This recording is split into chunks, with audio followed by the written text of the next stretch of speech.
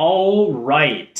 So today I have, of course, some more information. Of course, following physical activity. And I decided that I need to share it, and I'm going to share it with some visual stimulation. So today we've had a plan for a while to go out. It's usually a Sunday. We usually do our cycling or brick ride, which means we do a cycle, we do like a longer distance, and then we immediately get off of the bike and we do a run. Well, today we had a plan to do a little bit longer ride, and it was supposed to be 100 miles. That was the plan. And our whole group was supposed to go out, and they did. Everybody showed up on time, and we were supposed to go out, do a longer ride, and get 100 miles. I mean, that was the plan, get 100 miles in. There was this ride up in Cape Coral here in Southwest Florida. It's an organized ride, and it is 100 miles that you do all together with, 1,000 people. You go through Cape Coral. Well, we decided to do our own 100-mile ride today with the group, just in our own paths. So we decided to do that. And I was all excited to get out there. I wanted to do the 100-mile. I kind of had planned this for a couple months with one of my buddies, John. Not with the team, but anyways, still wanted to get out there and do it. So I was really excited, kind of prepared. There's a lot of stuff to think about when you're going to do a longer ride, at least for me, since I've never done a longer ride like this. So you have to think about nutrition. You have to think about rest. You have to think about what you're going to wear. You have to think about taking enough drinks with you. There's just a lot of things. So I was really excited. I had my bike ready to go. I had all my gear, all my lights charged up. I had my waters with my magnesium, with my vitamin C in there. I had some fuel. I made a sandwich. I still have half of a protein bar that I just dropped on the ground, and some nuts. So I had a lot of nutrition ready to go, because after a certain time, you're putting out a lot of watts, a lot of energy, and you need to make sure that you're refueling your body with sodium, with nutrition, with carbohydrates, with all that stuff to keep your body going. So very excited to get out there and do it. And so I showed up, and I got there this morning, and part of the team was already there doing, they did like a 10-mile warm-up before we got there. And so they showed up, and I was all excited. I don't generally ride with this group, because this group on my team, they're very, very elite. So there's a couple people out there that that are winning very large races. So I've been trying to step back in this journey of becoming a better triathlete, or becoming a triathlete in general, when it comes to the biking, just because I don't want to hold people back in these longer rides. So I've been riding with some people that are closer to my speeds. So I got out there, started the ride up, and for the first 10 to 15 miles, I was doing quite well. I stuck with the group, and I felt quite strong. We were going at a good pace, maybe between 21 to 23 miles an hour, depending on, where we were. And I felt really strong. I thought everything's going well. I was still a little bit worried, because after 10 miles, I still had 90 more miles to go with this plan. And I was like, man, this is going to be a long day. We were planning on doing it for about 5.5, 6 hours to get the 100 miles done. And I just kept thinking, I was in my head a little bit, thinking about how it's going to be difficult. Well, it was, I think, my third time where I was in the pace line, and I got up to the front. And this is very similar. If you watched the video a couple days ago, this is going to be a very similar story. Very, very similar story. But I got up to the front, I did my pull, and you're supposed to, from what I know, you're supposed to try to keep the pace line and the speed fairly consistent. And I tried to stay around that 22 miles an hour. And I tried to, go there, and then I did my pull for a minute or whatever. And then you move to the side, and then you drop back and let the next person go. Well, so what happened is I moved back on this third transition, and I get to the back of the line, and some of the guys and girls that are on this team, like I said, they're extreme elite athletes. They operate at a completely different tempo than I do. And one of the guys got up there, and he took off, and we were going about 25 miles an hour, and I I just couldn't hang. I could not hang. I got dropped again. I fell back. I was maybe like 100 meters back, and it took me till we got up to a stop sign to basically catch up. And it just kept going. It was this guy, and then right behind him was this mega elite athlete. I'm not going to say names, but everybody on the team knows. She's also just incredible. And she just took off, and she took off very strong. The whole team was very strong, and I fell back. I was the sole survivor in the back of the pack. And I had a lot of the same thoughts as I did the other day, very humbling experience. I was thinking about, where I'm at in terms of my physical fitness level, my emotional level, my mental level. And it is difficult. It is very difficult. So, I had to fall back, and then, and what happened is they kept going, and actually somebody on the team, I'll get into it in a little bit, but somebody on the team, this also a very elite athlete, fell back with me, and we decided to take, lack of a better term, a shortcut down to where we were headed.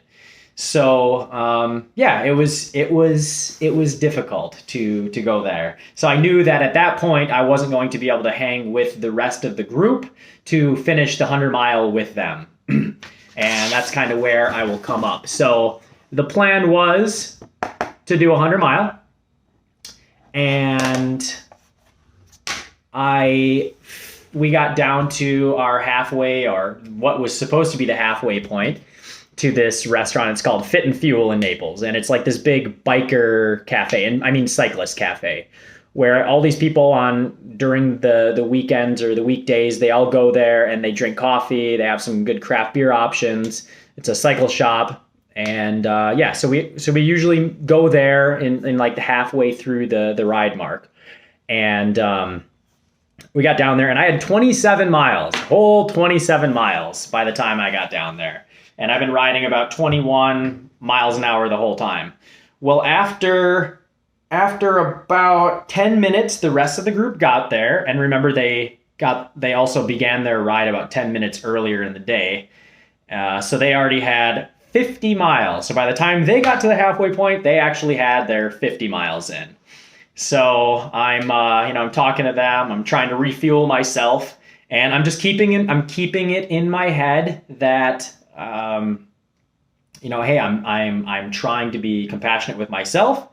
It was a tough ride, and I'm also trying to reason with myself, saying, hey, these are elite athletes, and I did what I can do up until this point, and I had to drive on. So I was thinking, like, in my head, of course, I kind of think of this almost as like a grief process. You can be upset with yourself, then you start making excuses. You can go through acceptance, and I'll get to the next one. But so I started making excuses. In my head, I was like, oh man. So a couple things for today, and I'll write them down. I don't like excuses, but we'll say. So this is probably backwards, but it was extremely windy today, very windy.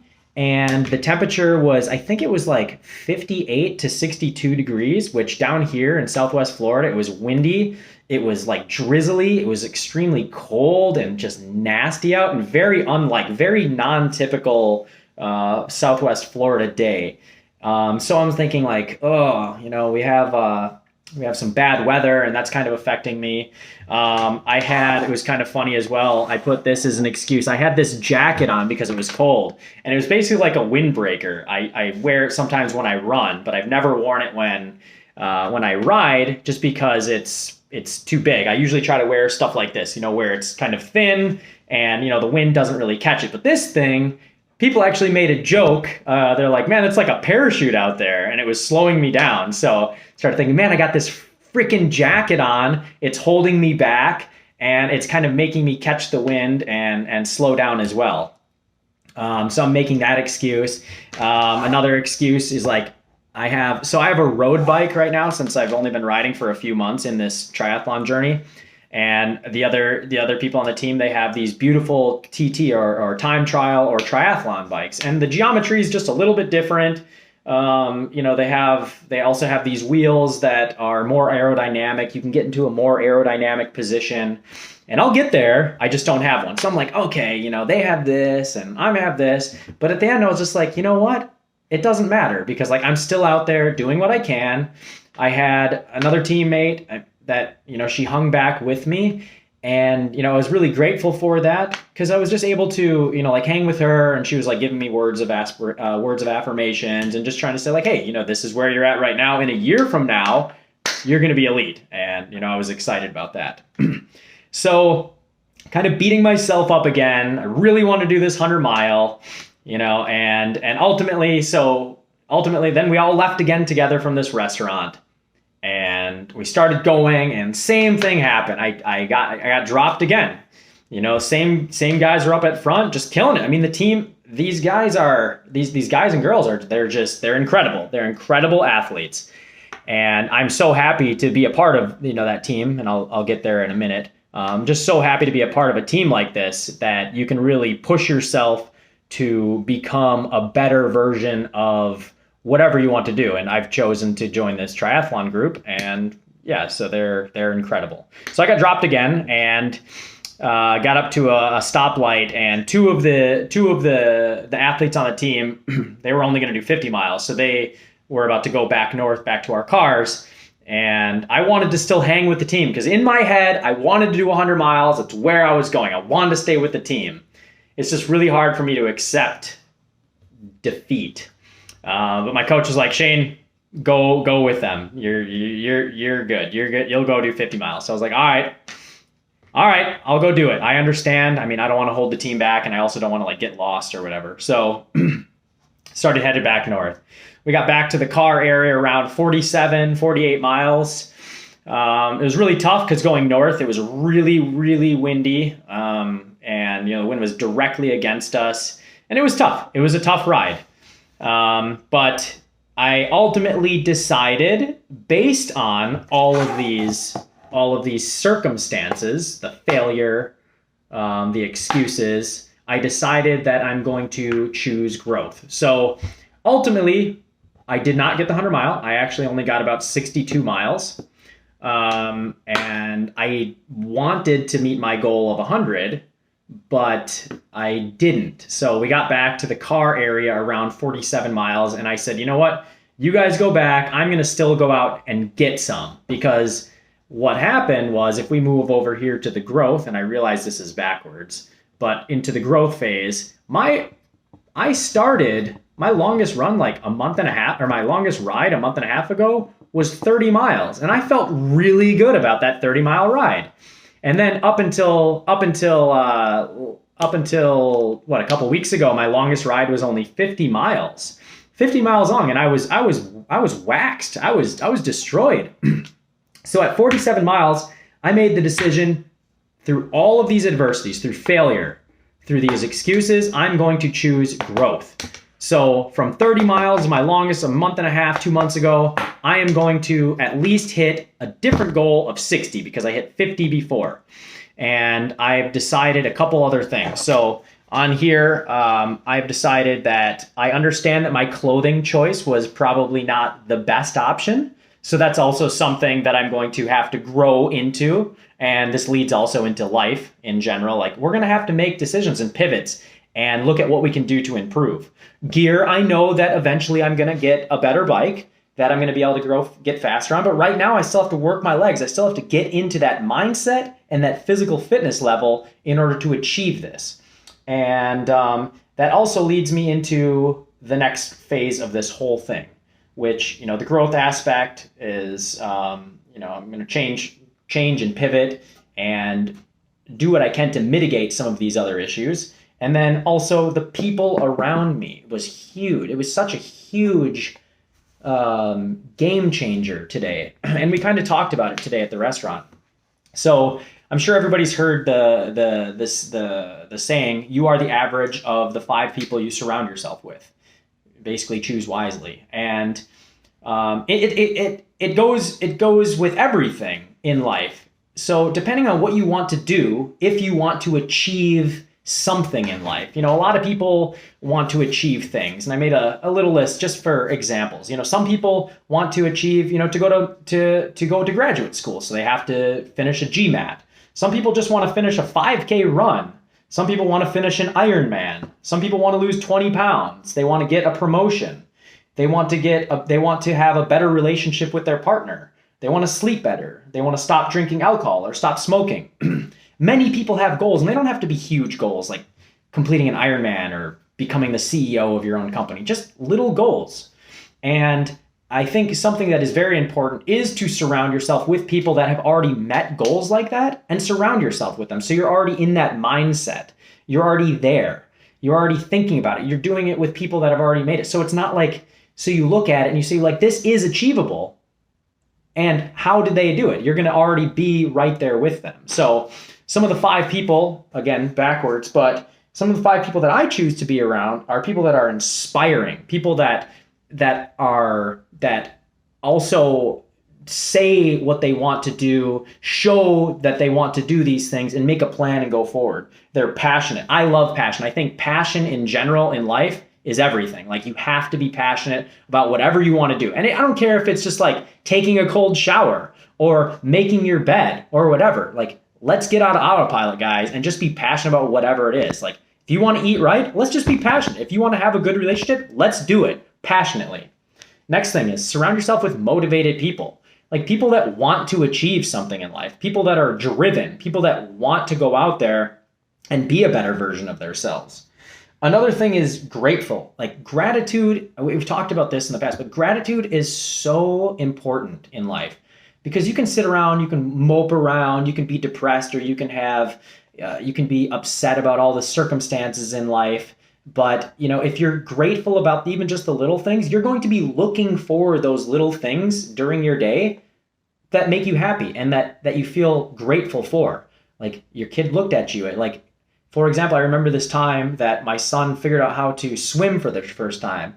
And I remember him looking back at me with this huge smile on his face. And I was just so grateful to have that moment and that connection with him. And he was also so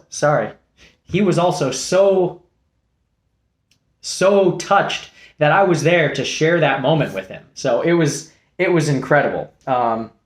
So yeah, surround yourself with grateful people. And then open-minded, people that are tolerant, people that are open-minded about new things, about new options. Sometimes when you get people that are elite in certain levels, like, they're kind of like in their zone. But I think in general, if you surround yourself with open-minded people, you're going to have a better experience and also feel more confident in what you're doing. So yeah, it's up to you to choose the people that you want to be around, depending on where you want to go in life. And for me, I think at least this journey of at least the triathlon journey, I've made it quite clear that I want to be more of an elite athlete in the triathlon, and I'd like to be able to ultimately, not in 2022, but probably 2023, complete a full Ironman. And that's my goal, and I'm going to say it out there, and I'm going to try to keep everybody, have people keep me accountable, and I'm going to keep on going, because I want to be able to hang with these guys as well. I love it. They are these 5 they